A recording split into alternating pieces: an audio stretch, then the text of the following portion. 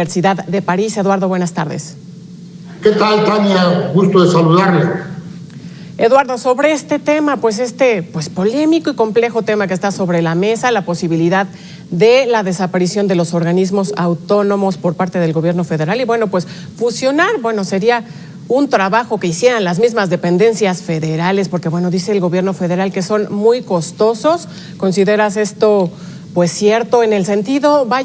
de la supuesta austeridad o austericidio, Eduardo? Bueno, lo fundamental es considerar el contexto constitucional, político y social que corresponde a los organismos constitucionales autónomos. El maestro Héctor Fix Zamudio, que acaba de fallecer hace apenas 3 días, solía decir que el texto sin contexto es puro pretexto, de tal suerte que es importante establecer el contexto de los organismos constitucionales autónomos, el contexto histórico, político e institucional.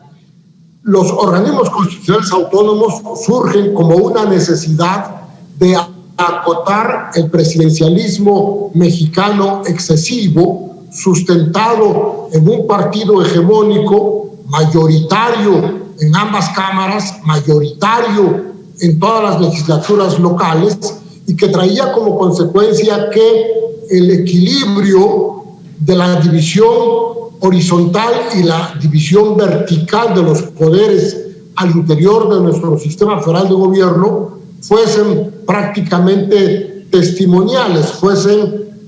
no efectivas. Se logran entonces una serie de organismos constitucionales autónomos que le quitan esas atribuciones al presidente de la República, a la administración pública federal, y entonces se crean estos organismos cuyos directivos, cuyos órganos colegiados directivos son consecuencia de una negociación política al interior de las cámaras, donde les toca el nombramiento de sus órganos colegiados de dirección, donde les toca designar a esos órganos colegiados de dirección, y esto reduce el poder de un presidente omnímodo, de tal suerte que si ahora que se vuelve a la misma situación de antes, un presidente con mayoría en ambas cámaras federales, con mayoría en las legislaturas locales de las entidades federativas, pues obviamente que esa función que se pretende entregar de regreso a dependencias y entidades de la administración pública federal que dependen del Ejecutivo Federal, del Presidente de la República, van a volver a ser francamente testimoniales, francamente poco efectivas, y va a ser totalmente en demérito del buen gobierno de nuestro país. Exactamente, Eduardo. Ya lo veíamos en este trabajo, en este reportaje, en este trabajo que nos comentaba mi compañero hace un momento, Gastón García Miranda. Fue la izquierda la que fue iniciadora, por supuesto, de los organismos autónomos aquí en México, como tú ya bien nos explicabas, con el fin de acotar todo el poder en la presidencia de la República. Esto sería dar pasos para atrás cuando, hay que decirlo, que también el trabajo de los organismos autónomos permitieron que el actual presidente de la República llegara hasta donde está en este momento, ¿no? Efectivamente, y yo este asunto lo trato con mucho detalle, en mi libro que está próximo a salir, El presidencialismo mexicano durante la Cuarta Transformación, que es un libro publicado por Editorial Flores. Esperamos que ya esté en circulación hacia el mes de marzo de este año, pero un primer avance está publicado en un artículo breve con el mismo tema, el presidencialismo mexicano de la Cuarta Transformación, publicado en la revista Buen Gobierno.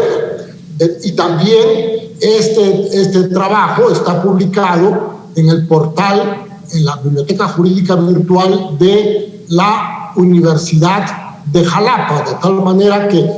pero pronto estará ya publicado el libro impreso y estará en ebook también, pero el ebook disponible está en la página, en la Biblioteca Jurídica Virtual de la página de la Universidad de Jalapa. El presidencialismo mexicano durante la Cuarta Transformación. de tal suerte que si nosotros deseamos regresar a esa situación de presidencialismo autoritario, omnímodo, de un hiperpresidencialismo, donde el presidente de la República era el que decidía todas las cuestiones estratégicas de la vida económica, administrativa pública del país,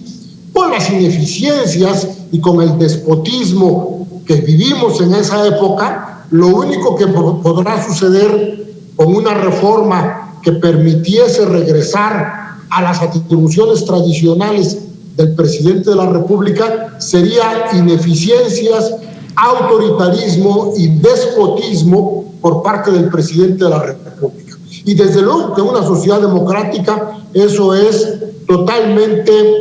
contrario a los principios del modelo democrático, como se da en todas las democracias consolidadas del mundo y a las cuales poco a poco nos íbamos acercando poco a poco hasta que nos encontramos ahora en una situación donde el presidente tiene mayoría en las cámaras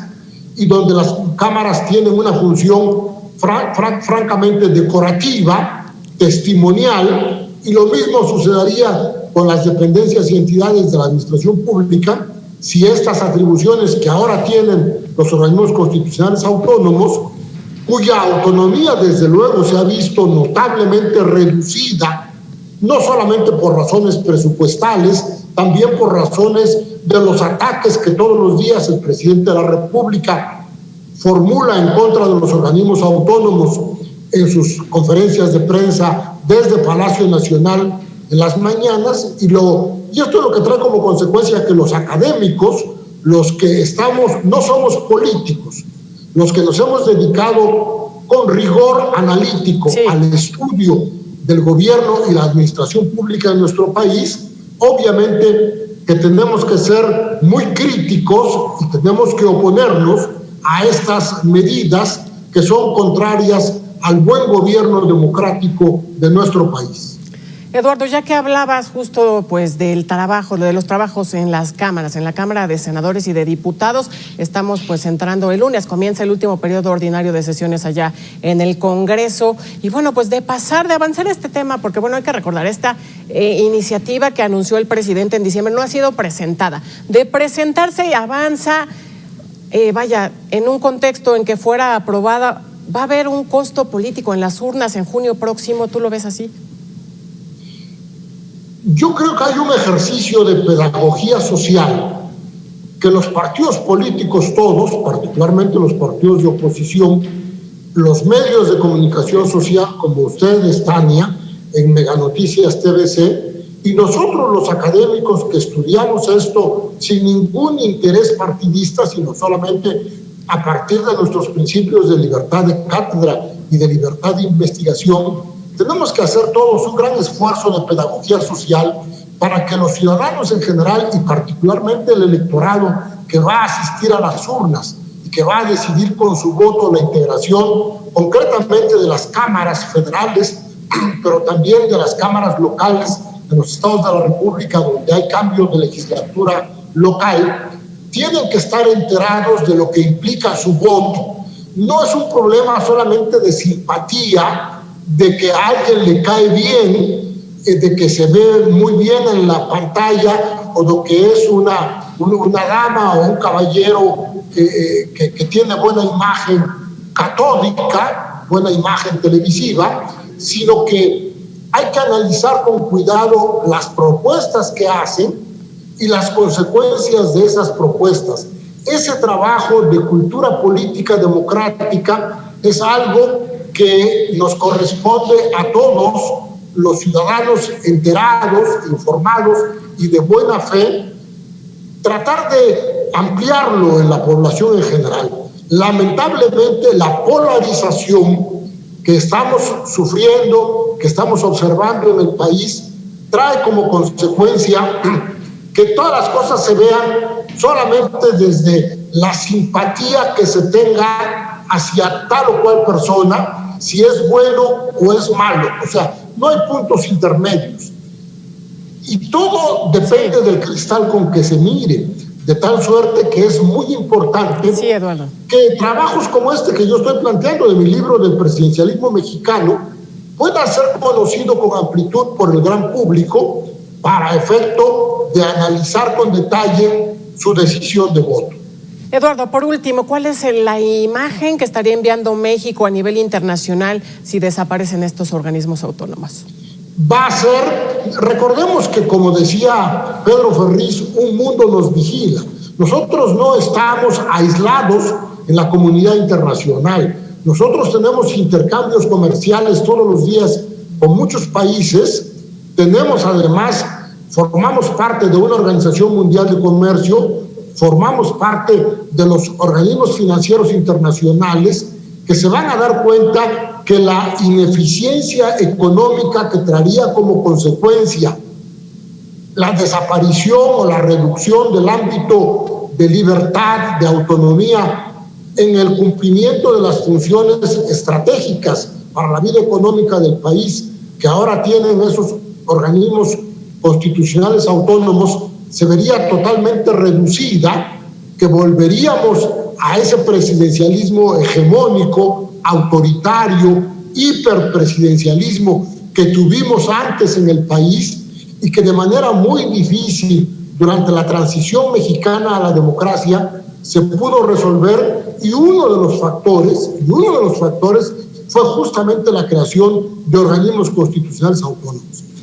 De tal forma que nuestra credibilidad, y lo que es más importante todavía, nuestro crédito económico y financiero en la comunidad internacional se verá seriamente afectado. Efectivamente, ahí está el tema sobre la mesa, doctor Eduardo Castellanos. Bueno, pues doctor en estudios políticos de la Universidad de París. Gracias por estos minutos con Mega Noticias. Muy buenas tardes.